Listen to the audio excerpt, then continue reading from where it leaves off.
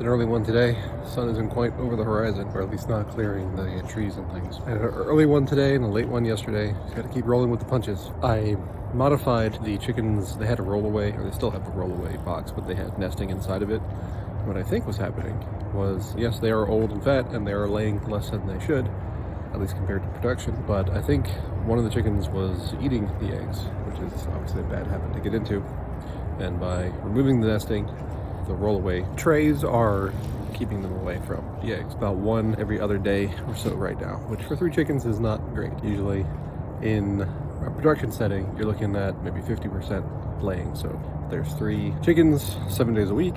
Ideally, you want to see probably 11 eggs a week, and we're getting 4. So it's not great. But I had ordered the carport cover to serve as the new chicken house. It's been delayed for some reason. Not entirely sure why, but hopefully we get that soon. And then we'll be working on a new batch of chickens. I need to set up a brooder, and I'm going to be doing chickens, quail, and rabbits. So I need to order some materials and build some cages and create the coop, fence it in all real good, and keep it predator proof. But that's the big project, at least around the house here. So keep you updated. My mother tells me that I've been interested in growing stuff since I was a kid. I remember trying to plant some seeds in our front yard, which was just a hard pack. Basically, it did not work. And we've had the conversation many times. She's just like, why? What do you get out of it? And for me, there's a couple different aspects to it. So one is a connection to the land. Even though it's a suburban lot, I'm on a quarter-acre. There is, I think, a very deep-seated human need to connect to your surroundings. Another is, health-wise, this is just food you literally cannot buy. You can't go anywhere and get an egg that was just laid and cook it up in your skillet. Physically can't happen. Even with the fanciest organic free-range operation, they still need to package it somewhere and bring it to you, or you go to them, or whatever, but that still creates time that elapses. The meat quality from the quail and the rabbits just can't be matched. So there's that aspect to it.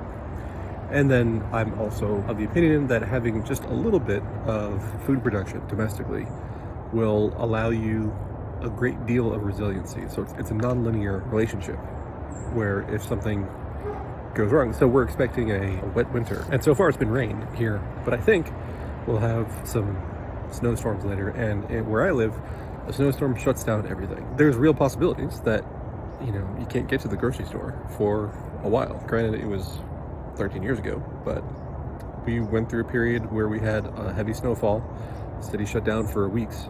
We had to hike to the grocery store, and that was only after we had exhausted real possibilities. It's happened before. And just having that little bit, that little buffer that can tide you over, can dramatically improve your experience through that. We are fortunate enough to be in a very first world kind of place, and I don't expect too many people to perish in such a case, but at least making it more bearable is not a bad goal. I think that's having that level of resiliency in your life is great in all different kinds of dimensions. So more on that later, but that's what I'm thinking about for today.